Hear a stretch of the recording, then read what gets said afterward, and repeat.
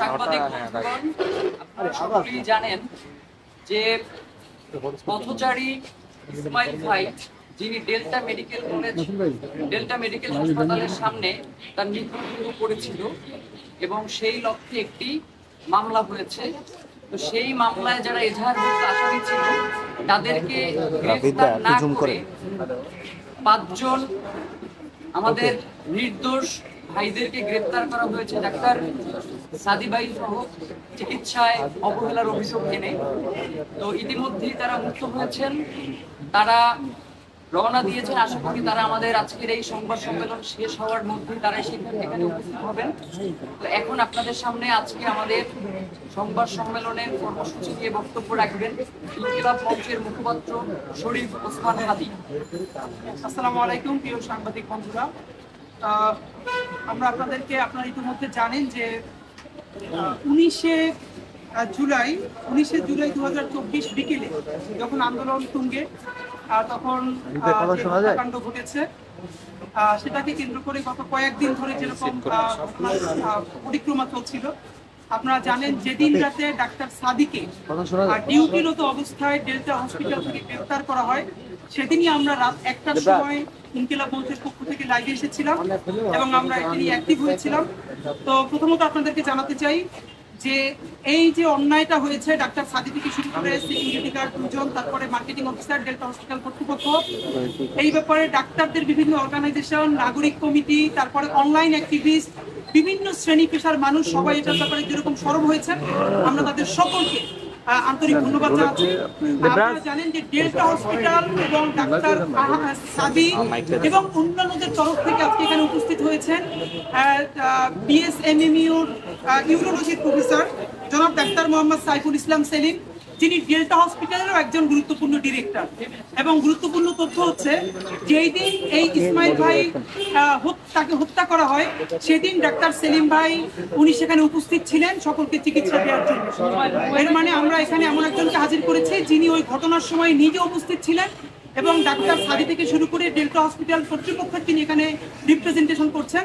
আমরা আজকে ডাক্তার সাদি, তার পরিবার এবং ডেল্টা হসপিটাল কর্তৃপক্ষের তরফ থেকে ইনকিলাব মঞ্চের পক্ষ থেকে আপনাদেরকে কিছু বিষয় সামনে তুলে আনতে চাই।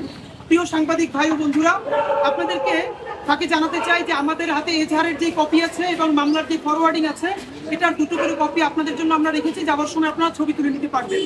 সর্বপ্রথম আপনাদেরকে জানাতে চাই যে আমার হাতে এজাহারের যে ছবিটা আছে, এই মামলাটা করা হয়েছে 7ই সেপ্টেম্বর হাতিরঝিল থানায়। আপনারা মনে রাখবেন যে জুলাইয়ের ঘটনা এবং মামলাটি করেছেন লাকি আক্তার, শহীদ ইসমাইলের স্ত্রী, তিনি এই মামলাটি করেছেন। মামলাটি রুজু করা হয়েছে 7ই সেপ্টেম্বর হাতিরঝিল থানায় 51 জন আসামিকে উল্লেখ করে। এর মানে আসামি 17 জনের নাম ধরে, যেখানে আসাদুজ্জামান কামাল সাবেক স্বরাষ্ট্রমন্ত্রী থেকে শুরু করে ডিএমপির পুলিশ কমিশনার অনেককে মামলা আসামি রেখে আরো অজ্ঞাতনামা আসামি থেকে শুরু করে 51 জনকে এই মামলা আসামি রাখা হয়েছে, যেটি করা হয়েছে 17ই সেপ্টেম্বর হাতিরঝিল থানায় এবং এখানে তাদের নাম আছে। তো 17ই সেপ্টেম্বর 2024 থেকে আপনার 17ই জানুয়ারি 2024, এর মানে অক্টোবর, নভেম্বর, ডিসেম্বর, জানুয়ারি, অলমোস্ট 4 মাসের বেশি সময় ধরে এই থানা অথবা আন্তর্জাতিক অপরাধ ট্রাইব্যুনাল একজন আসামিকেও গ্রেপ্তারও করে নাই, গ্রেপ্তারের জন্য চেষ্টাও করে নাই। কিন্তু আমাদের ঢাকা বিশ্ববিদ্যালয়ের ছোট ভাই ইব্রাহিম মাহমুদ, সে একটি পোস্ট সেদিনকে নিয়ে আসে, যেই পোস্টটা প্রচুর ভাইরাল হয়ে যায়। পোস্টটাতে দেখা যায় যে রিক্সা চালক ইসমাইল তিনি গুলিবিদ্ধ হয়ে ডেল্টা হসপিটালের সিঁড়িতে পড়ে থাকেন এবং তিনি চিকিৎসা নিতে চাইলেও ডেল্টা হসপিটাল কর্তৃপক্ষ, তার দারোয়ান এবং চিকিৎসকরা তাকে চিকিৎসা নিতে দেন নাই অথবা তাকে সাহায্য করে নাই, এমন মর্মে একটি ছবি প্রচুর ভাইরাল হয়ে যায়। এবং এই ছবিটা ভাইরাল হওয়ার পরের দিনই আপনারা জানেন যে ডাক্তার সাদিকে গ্রেফতার করা হয় এবং এই হসপিটালের আরো 4 জনকে গ্রেফতার করা হয়। এখানে আপনাদেরকে কয়েকটা নিউজ কারেক্ট করা দরকার। প্রথমত আপনাদেরকে জানাই যে এই ছবিটা ইব্রাহিমের পোস্ট মারফত পুরো ফেসবুকে ছেয়ে গেছে। এই ছবিটা মূলত শহীদ ইসমাইলকে হত্যা করার 1 ঘন্টা পরের ছবি। আপনারা যদি কোনো ফরেন্সিক এক্সপার্টকে নিয়ে আপনারা তার হেল্প নিতে চান, তাদেরকে জিজ্ঞেস করেন।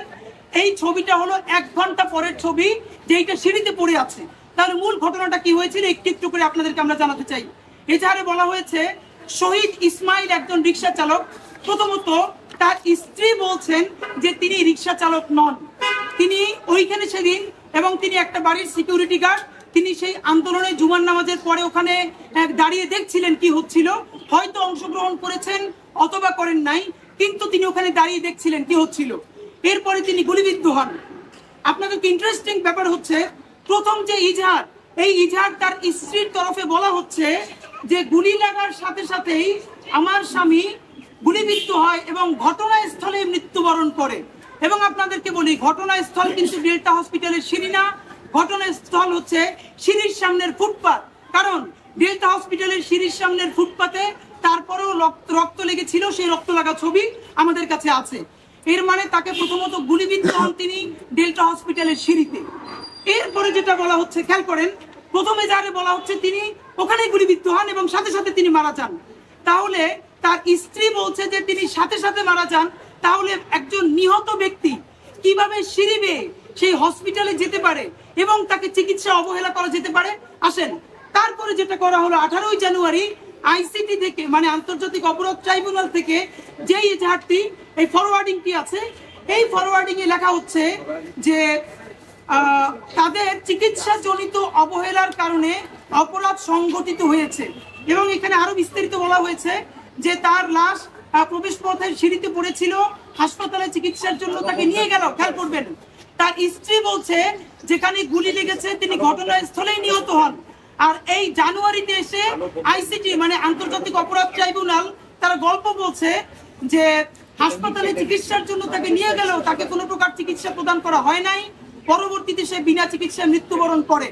মানে অদ্ভুত ব্যাপার, গত 5 মাসেও তারা এটা জানতে পারে নাই। এবং যেই পোস্টটা ভাইরাল হলো একদিনের মধ্যে তারা জেনে ফেললো যে হাসপাতালেও তাকে নিয়ে যাওয়া হয়েছে এবং তিনি চিকিৎসায় পান নাই।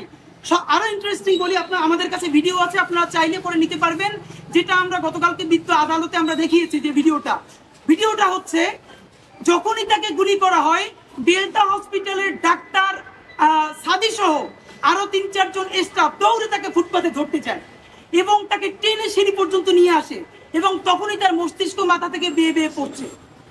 এই যখন টেনে তাকে সিঁড়ি পর্যন্ত নিয়ে এসেছে এর মধ্যে তাকে আবার নতুন করে ফায়ার করা হয়। যখনই ফায়ার করা হয় তখন ডেল্টা হসপিটালের কর্তৃপক্ষ বিল্ডিং এর ভিতর থেকে বলছে তোমরা তাড়াতাড়ি ভিতরে চলে আসো, এবং তারা রক্তমাখা শরীর নিয়ে তাড়াতাড়ি তারপর ডেল্টা হসপিটালের মধ্যে ঢুকে যায়। এবার আপনারা আমাকে বলেন যে একজন গুলি খাওয়া মানুষকে ডাক্তার সাদি তখন চিকিৎসারত অবস্থায় ছিল ইমার্জেন্সিতে, তিনি এবং আরো স্টাফরা দৌড়ে গেল ফুটপাতে তাকে তুলে নিয়ে আসার জন্য। যদি ওটা তাদের মানবিক জায়গা ছিল, মেডিকেল ইথিক্সে সে বাধ্য না যে ফুটপাত থেকে টেনে এনে তারপরে চিকিৎসা করবে, এরপরও তারা গেল। এরপরে যখন আবার গুলি করা হলো, সেই গুলির শব্দ আছে, আমাদের কাছে ভিডিও আছে, আপনারা চাইলে দেখতে পারবেন, যেটা আমরা গতকালকে আদালতে দেখিয়েছি। এরপরে তারা ভিতরে চলে যায়, তারপরে তো সে ওখানে মরেই যায়। তো আমাদের যেটা দুটো প্রশ্ন খেয়াল করেন, এই প্রসিকিউশন 17 জন আসামির কথা বলা হয়েছে। হাতিরঝিলে যে মামলা হয়েছে প্রথম 17 জন আসামির নাম দিয়ে বলা হয়েছে এদের প্রত্যক্ষ নির্দেশে এবং সহযোগিতায় আমার স্বামীকে হত্যা করা হয়েছে। এই 17 জনের একজনও গ্রেফতার করতে পারে নাই পুলিশ কিংবা আইসিটি। অথচ বাকি যে অজ্ঞাতনামা আসামি দেওয়া হয়েছে সেই অজ্ঞাতনামা আসামি হিসেবে বাকি 5 জন মানে ডাক্তার সাদি যিনি নিজে চিকিৎসা দিতে গিয়েছেন এবং তার সাথে অন্যান্যদেরকে দিয়ে তাদেরকে গ্রেফতার করা হলো। আরো তামাশার ব্যাপার হলো যেদিন তাকে হসপিটাল থেকে গ্রেফতার করা হয় সেদিনও ডাক্তার সাদি চিকিৎসারত অবস্থায় ছিলেন ডেল্টা হসপিটালে। এবং এখানে সব থেকে মিথ্যাচারটা কি হয়েছে আপনারা অবাক হবেন। হসপিটাল কর্তৃপক্ষকে গিয়ে বলা হয় যে আমরা শুধু এটার একটা তদন্ত করব, আপনাদের এখান থেকে আমরা এই 2-3 জনকে একটু আমাদের হাতিরঝিল থানায় নিয়ে যেতে চাই। তারা নিয়ে গেছেন, এরপরে তাদেরকে জিজ্ঞাসাবাদ করে ছেড়ে দিবে। স্যার নিজে ছিলেন যিনি ডেল্টা হসপিটালের ডিরেক্টর, রাত 3টার সময় হাতিরঝিল থানা থেকে বলেছে স্যার ফজরের স্বর আমাদের ওসি সাহেব আসবেন, তিনি আরেকটু ইন্টারোগেট করেই বাসায় পৌঁছে দেবেন, আপনারা প্লিজ আর কষ্ট করে থাকবেন না, আপনার বাসায় চলে যান। এই মিথ্যা কথাও যদি বলা না হয় তাহলেও তাদেরকে থানায় নিতে পারতো না, মানে আদালতে পাঠাতে পারতো না। আমরা ফজরের পর তাদেরকে গিয়ে ওখানে আমরা স্টেপ নিতাম। অথচ তাদেরকে বাসায় পাঠিয়ে দিয়ে হাতিরঝিল থানা সন্ধ্যার পর ফজরের পরে তাদেরকে চালান দিয়ে দিয়েছে। এই হলো প্রথম মিথ্যাচার। দ্বিতীয় মিথ্যাচারের একটা নমুনা আপনাদেরকে বলি, এটা অনেকে একটু কষ্ট পাবেন। সেটা হলো ইতিমধ্যে দেখেছেন এই আন্দোলনের অত্যন্ত গুরুত্বপূর্ণ স্টেক হোল্ডার কয়েকজন অনলাইন অ্যাক্টিভিস্ট, তারা তানভীর হোসেন জোহা, যিনি এই আইসিটির একজন প্রসিকিউটর, তার ব্যাপারে বলেছেন যে আপনারা আপাতত তার বিরুদ্ধে কোনো স্টেপ নিন না, কারণ তিনি বর্তমান এই মানে ফরেন্সিক এক্সপার্ট হিসেবে বা সাইবার সিকিউরিটি এক্সপার্ট হিসেবে সরকারকে সাহায্য করছেন। বিকজ তার ব্যাপারে শুধু বলি, আমাদের কাছে অনেকগুলো প্রমাণ আছে এই তানভীর হোসেন জোহা খুনি ফ্যাসিস্ট শেখ হাসিনার আমলে অনেক মানুষকে শুধু গ্রেপ্তারই করে নাই, তাদেরকে অনলাইন কমেন্ট দেখে তাদের আইডি খুঁজে বের করে তাদের বাড়ি থেকে গিয়ে গ্রেপ্তার করেছে এবং এই তানভীর হোসেন জোহা তাদেরকে সহযোগিতা করেছে। এখন তানভীর হোসেন জোহা বলবার চেষ্টা করছে যে বাংলাদেশ ব্যাংকে যখন একটা ঝামেলা হলো এইটার বিরুদ্ধে সে একটা টকশোতে কথা বলেছে, তাই শেখ হাসিনা তাকে গুম করেছে, সেই গুম করে তারপরে তাকে দিয়ে এই কাজগুলো করিয়েছে। আপনারা এখানে অনেক সাংবাদিক আছেন, আপনাদেরকে সঠিক নিউজ করার কারণে অনেকের তো চাকরি চলে গেছে, কয়জন তার বিবেক বন্ধ করে দিয়েছে, অনেকেই তো বাংলাদেশ ছেড়ে আমেরিকা, ইংল্যান্ড, অস্ট্রেলিয়া চলে গেছে, অনেকে কৃষিকাজ পর্যন্ত নিয়েছে।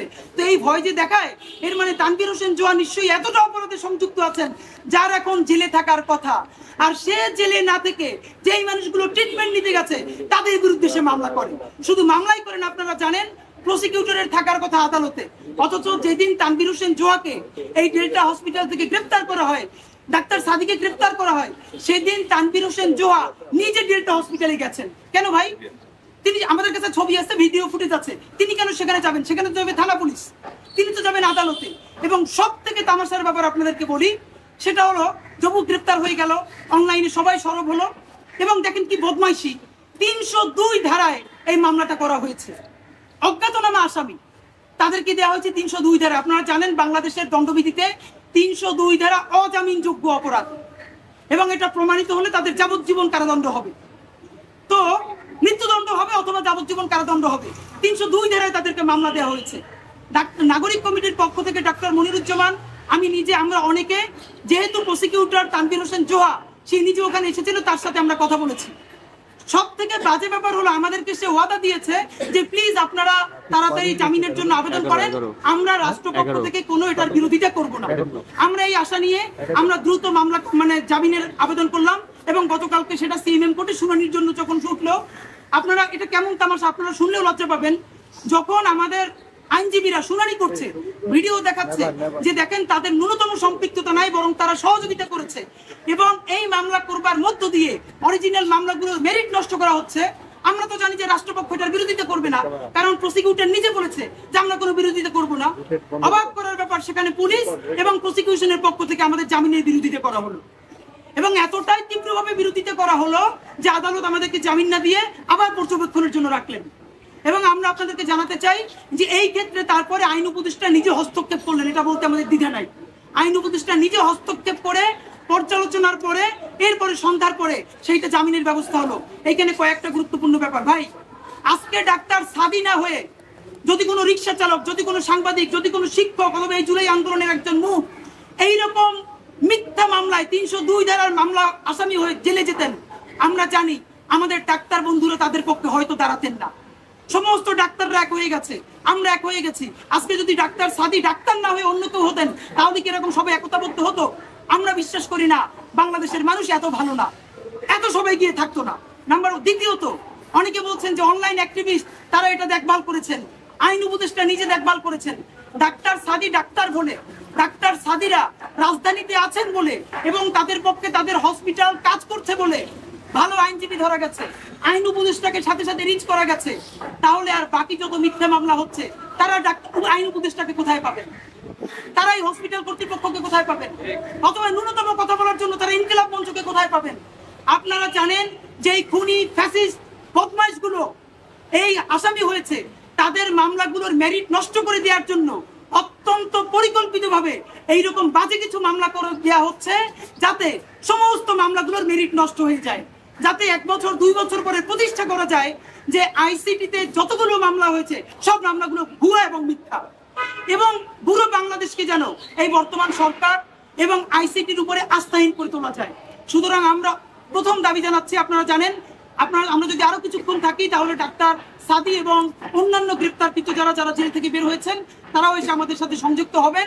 কিন্তু আপনাদের তরফে আমরা প্রথম দাবি জানাতে চাই, এত বড় মিথ্যা মামলা 302 ধারার, যেখানে এই 5 জনকে আসামি করা হয়েছে, ডাক্তার সাদি সহ আরো 4 জন, অনতি বিলম্বে এই মামলা থেকে তাদের নাম প্রত্যাহার করতে হবে এবং তারা নিজেরা কোনো আবেদন করতে পারবেন না, কারণ বলা হচ্ছে তার পরিবার কেন আবেদন করে নাই। ডাক্তার সাদি এবং অন্যান্যদের পরিবার আবেদন করে কি তাদেরকে জেলে পাঠাইছে? তাহলে তারা কেন আবেদন করবেন? এই রাষ্ট্র, এই পুলিশ, এই প্রসিকিউশন তাদের বিরুদ্ধে মিথ্যা মামলা করেছে। সুতরাং এখন কাজ হলো তারা যত ফর্মালিটিস আছে মেনটেন করে তাদের নাম এই মামলা থেকে প্রত্যাহার করবেন। এটা আমাদের প্রথম দাবি। দ্বিতীয় দাবি হলো তাদের যে শুধু মানহানি না, এই যে তাদের মানসিক ট্রমার মধ্য দিয়ে নিয়ে যাওয়া হলো, এর বিচার কে করবে? নাম্বার 3, অনেকেই বলা হচ্ছে একজন অপরাধের রাজসাক্ষী হিসেবে এই জোহাকে এখন প্রসিকিউশনে কাজ করতে দেওয়া হচ্ছে।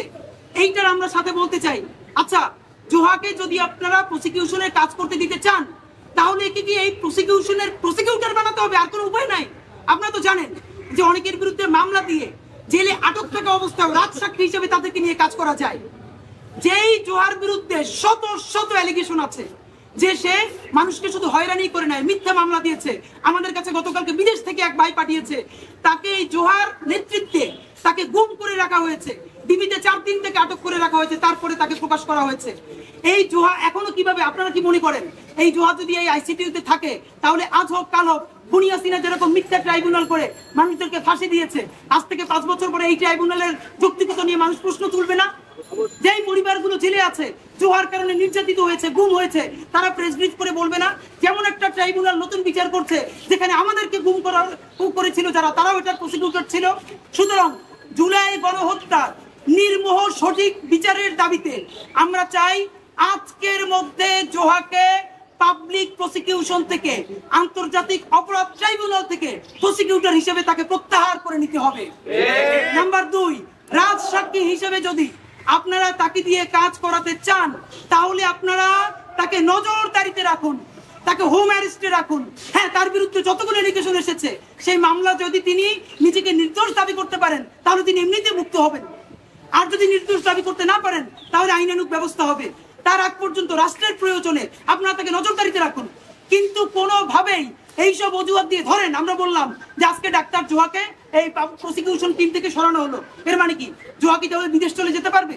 জোহা কি হেল্প না করে পারবে? সে নিজে তো অপরাধী, তাকে হেল্প করতে সে বাধ্য, তাকে হেল্প করতে হবে। সুতরাং আমরা বলছি আজকের মধ্যে আইন উপদেষ্টা মহোদয়, আইসিটি আন্তর্জাতিক অপরাধ ট্রাইব্যুনালের যিনি প্রধান আইনজীবী, সাংবাদিক বন্ধুরা আপনারা গিয়ে প্লিজ তাদেরকে জিজ্ঞেস করুন যে নিজে তার বিরুদ্ধে শত অভিযোগ আছে এই সমস্ত গণহত্যায় অংশ নেওয়ার, সাইবার সিকিউরিটিতে তিনি এক্সপার্ট হিসেবে হেল্প করেছেন, তিনি যদি এই প্রসিকিউশনের টিম মেম্বার হিসেবে থাকেন তাহলে এইটা প্রশ্ন উঠবে কি উঠবে না। নাম্বার 2, ঠিক কোন মোটিভের কারণে ডাক্তার সাদি থেকে শুরু করে আরো 5 জনকে গ্রেফতার করার জন্য এই যে জোহা তিনি নিজে ডেল্টা হসপিটালে গেলেন, কেন? তার সেখানে যাওয়ার উদ্দেশ্য কি? এর মাধ্যমে আমরা আপনাদেরকে জানাতে চাই অনেক ষড়যন্ত্র করে মামলাগুলোর মেরিট নষ্ট করা হচ্ছে। সুতরাং এবং এখন পর্যন্ত আন্তর্জাতিক অপরাধ ট্রাইব্যুনালের উল্লেখযোগ্য কোনো কাজ আমরা দেখতে পারি নাই। আমি নাম বলবো না, একজনের কথা বলছি যিনি এই আন্তর্জাতিক অপরাধ ট্রাইব্যুনালের একজন প্রসিকিউটর, তিনি আমাকে বলেছেন আমাদের সাথে যা পুলিশ দেওয়া হয়েছে এর চেয়ে 60 বছরের বৃদ্ধ মানুষের শক্তি বেশি, একটা ধ্বজভঙ্গ ফোর্স তাদেরকে দেওয়া হয়েছে, তারা কোনো ভালো করে কাজ করতে পারছেন না। সুতরাং বাংলাদেশের জুলাই গণহত্যার বিচারের স্বার্থে, বাংলাদেশের ইনসাফ এবং স্বাধীনতা রক্ষার স্বার্থে অতি দ্রুত আন্তর্জাতিক অপরাধ ট্রাইব্যুনালকে সমস্ত ধরনের কলঙ্ক মুক্ত করতে হবে। এই মামলা থেকে ডাক্তার সাদি সহ আমাদের দারোয়ান ভাই এবং অন্যান্য যারা গ্রেপ্তার তাদের সকলের নাম প্রত্যাহার করতে হবে। আন্তর্জাতিক অপরাধ ট্রাইব্যুনালকে শতভাগ কলঙ্ক মুক্ত করে নতুন করে একে অ্যাকশনে আনতে হবে। এবং আপনাদের মাধ্যমে আমরা জানতে চাই এই কাজগুলো যারা করেছে অনতিবিলম্বে তাদেরকেও খুঁজে কেন এরকম মিথ্যা মামলা দেওয়া হলো তাদের বিরুদ্ধে ব্যবস্থা গ্রহণ করতে হবে। এ পর্যন্ত আমরা এজাহার রেখেছি, আপনারা এখান থেকে নিতে পারবেন, কোনো প্রশ্ন থাকলে জিজ্ঞেস করতে পারবেন। প্রশ্ন আছে? জি প্লিজ। জুলাইয়ের 18 তারিখ আমি রামপুরা ডেল্টাতে আমি নিজেই অ্যাডমিশন ছিলাম, সেখানে কিন্তু কোনো ধরনের চিকিৎসার অবহেলা করা হয়নি। আমি দেখেছি আমাকে বিনামূল্যে তারা চিকিৎসা দিয়েছে। আমি একজন গণমাধ্যম কর্মী, আমি নিউজ প্লাস 71-এ আছি, আমি সুজন হাসান। তো তাদের নামে এই ধরনের যে অভিযোগগুলি আসছে, আসলে সকল ধরনের হাসপাতাল বা ডায়াগনস্টিক সেন্টার বা ক্লিনিক যেগুলি আছে সকলে কিন্তু এটার সাথে সম্পৃক্ত ছিল না। আসলে এটা আসলে সরকারের খতিয়ে দেখা উচিত কিনা? ভাই, একটা হলো মোরালিটি আর একটা আছে মেডিকেল এথিক্স। আমার এখানে অনেক ডাক্তার বন্ধুরা আছেন, আমি তাদের সাথে খুব ভালো করে কথা বলে তারপরে বলছি। বাংলাদেশে মেডিকেল এথিক্সে ডাক্তারের স্বাধীনতা দেওয়া আছে তার পেশেন্টকে পিক করতে পারবা, তাকে সে ট্রিটমেন্ট করবে কি করবে না। এরপরেও তার ভিতরে যদি নিয়ে যাওয়া হয় তখন একটা মেডিকেল ইথিক্সের কথা আছে। রাস্তায় লাশ পড়ে থাকলে বা গুলিবিদ্ধ পড়ে থাকলে তাকে সেই হসপিটাল ট্রিটমেন্ট দিবে কি দিবে না, মানবতার প্রশ্ন ভিন্ন। আইনে তো এটা নিয়ে কোনো কথা নাই। সুতরাং যদি এমনও হতো যে সে চিকিৎসা চেয়েছে, বাইরে পড়েছিল, তবুও তো এটা মোরাল গ্রাউন্ড এক জিনিস আর মেডিকেল ইথিক্স আর এক জিনিস, আইন তো আর এক জিনিস। আইন তো এটাকে কভার করে না। তাহলে কোন ষড়যন্ত্রের অংশ হিসেবে তার স্ত্রী বলছে যে গুলি লাগার সাথে সাথে মরে গেছে, আর জোহা এসে বলছে যে না সে ওখানে ট্রিটমেন্ট নিতে গেছে, তারপর তাকে ট্রিটমেন্ট নিতে হয় নাই। জোহাকে এসে ব্যাখ্যা করে বলতে হবে এইটা কি আমাদের শহীদ ইসমাইল ভাই তাকে বলেছে যে আমি ওইখানে যাওয়ার পর মরে যাই তারপর আমার দরজা খুলে নাই, আপনারা আমি পড়ে গেলাম, বিচার কইরেন। যদি সেইটা জোয়াকে বলেই যায় তাহলে জোয়া গত 5 মাসে সেইটা করে নাই কেন? এই উত্তর জোয়াকে দিতে হবে, আর নইলে জোয়াকে আন্তর্জাতিক অপরাধ ট্রাইব্যুনাল থেকে অনতিবিলম্বে পদত্যাগ করতে হবে। না, আমার প্রশ্ন কিন্তু এটা ছিল না। আমার প্রশ্ন ছিল আমি নিজে চিকিৎসা নিয়েছি সেখানে বিনামূল্যে, বা এই ধরনের তাদের অভিযোগ আছে কিনা, কাউকে চিকিৎসা দিয়েছে কিনা, শুধু একটাই অভিযোগ নাকি একাধিক অভিযোগ আছে? ওকে, এরকম যদি কারো অভিযোগ থাকে তারা সবথেকে ভালো আইসি ট্রাইব্যুনাল আছে তো, আদালত আছে তো, এজন্য তারা ডকুমেন্ট নিবে তো।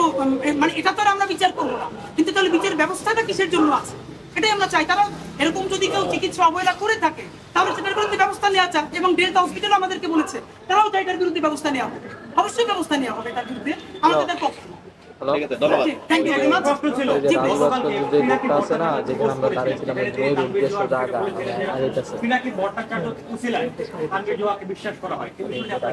আচ্ছা, আমরা এখানে দেখেন, আমরা পিনাকি ভট্টাচার্য দাদার নাম না বলেই আমরা বলেছি এই আন্দোলনের অন্যতম স্টেক হোল্ডার, যেমন জুলকারনাইন সাহের ভাইও বলেছেন, পিনাকি ভট্টাচার্য দাদাও বলেছেন, ওনারা সবাই বলেছেন। ওনাদের প্রতি সম্মান রেখেই বলছি, ঠিক ওনারা যে কারণে চান যে জুহাকে এখন ডিস্টার্ব না করে কাজ করতে দেওয়া উচিত, আমরাও চাই বৃহত্তর জুলাইয়ের বিচারের স্বার্থে জোহাকে প্রসিকিউশন টিম থেকে সরিয়ে নজরবন্দি রেখে তাকে দিয়ে এই কাজগুলো করানো উচিত। এবং সেটা একটু প্লিজ সার্ভ করবেন। ধন্যবাদ। ইনকিলাব মঞ্চ সহ একজন চিকিৎসক, একজন সাধারণ কর্মচারী, একজন অতি নিম্ন বেতনের চাকরি করা দুজন গার্ডের মানে অন্যায় জুলুমের ভাবে গ্রেফতারের প্রতিবাদে দেশ এবং দেশের সচেতন সমাজ যেভাবে আমাদের পাশে এসে দাঁড়িয়েছে, আমি ধন্যবাদ জানাই তাদের, সেই সাথে ইনকিলাব মঞ্চকে, সেই সাথে সাংবাদিক এবং প্রচার গণমাধ্যমের ভাইদের আমি ধন্যবাদ জানাই। এখানে একজন গণমাধ্যম কর্মী আছেন যিনি ডেল্টা হেলথ কেয়ার রামপুরার কথা বললেন, অ্যাপ্রিসিয়েট করলেন। জুলাই মাসকে বলা হয় 36শে জুলাই, একটা উত্তপ্ত পরিবেশ, ফ্যাসিজমের বিরুদ্ধে গণমানুষের আন্দোলনের একটা দিন, একটা সময়।